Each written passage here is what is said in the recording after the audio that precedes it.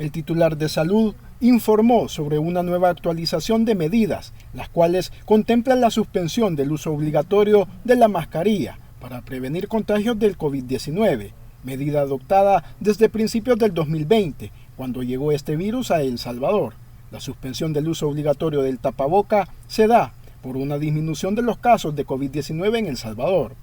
De esta manera nos damos cuenta que al ser El Salvador un país de bajo riesgo, puede tener la oportunidad de no tener obligatoriedad en el uso de la mascarilla y de que de esta manera todos los salvadoreños pues practiquemos voluntariamente el uso o no de este insumo que es de manera de protección y que ha estado demostrado. Creo que el resultado de cada una de las acciones, la contención epidemiológica, el tener una decisión oportuna de cerrar el aeropuerto, el preparar un sistema de salud robusto para poder tener la capacidad de atención hospitalaria, el tener en este momento un hospital El Salvador con más de 970 camas para poder atender ante una necesidad de esta enfermedad, hoy está teniendo resultados favorables y eso es cómo posicionan a El Salvador de bajo riesgo ante el contagio, los parámetros objetivos que ustedes están observando y que les estoy mostrando en este momento. De acuerdo a los datos estadísticos del Ministerio de Salud, se tienen resultados favorables, con una disminución de 12 casos por día de COVID-19. Es por ello que el Centro para el Control de Enfermedades, entidad que verifica ciertos parámetros de enfermedades infectocontagiosas, ha dado los parámetros fundamentales para adoptar nuevas medidas en el país. Como ustedes están observando, en esta tendencia venimos dándonos cuenta cómo ha sido la evolución del COVID-19, todos los incrementos que se han presentado, las diferentes elevaciones en las curvas de contagio, en las diferentes variantes que se ha tenido a nivel internacional y vemos cómo la última, que es la relacionada a la pandemia, a la variante de Omicron, llega hasta 972 casos confirmados. Luego de esto tenemos una disminución sostenida y nos permite estar en la actualidad con un resultado muy favorable que son cerca de 12 casos confirmados por día, lo cual nos da una tranquilidad.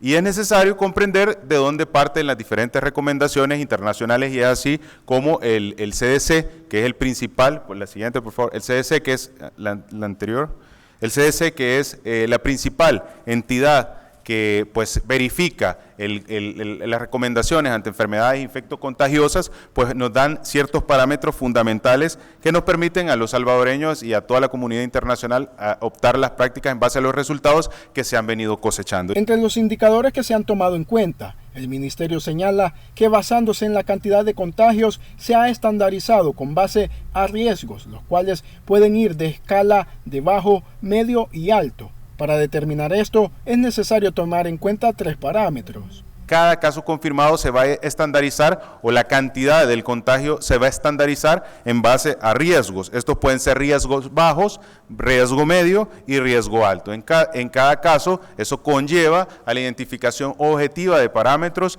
en 3 puntos claves y fundamentales. El número 1 es la cantidad de contagios por 100,000 habitantes que se presentan por día.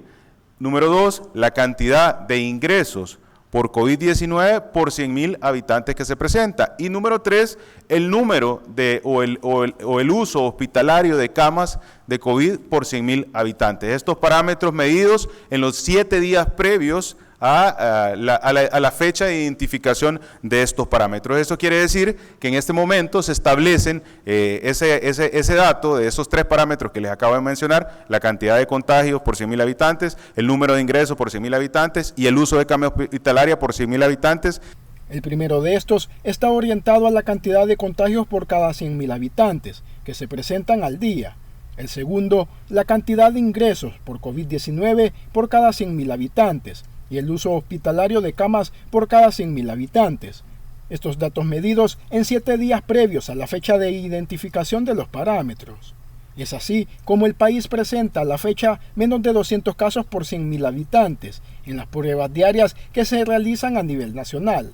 En cuanto a los ingresos a centros hospitalarios, el Ministerio indicó que son menos de 10 pacientes por cada 100,000 habitantes y se califica con bajo riesgo por contar con el 0.33% en pacientes ingresados a nivel nacional.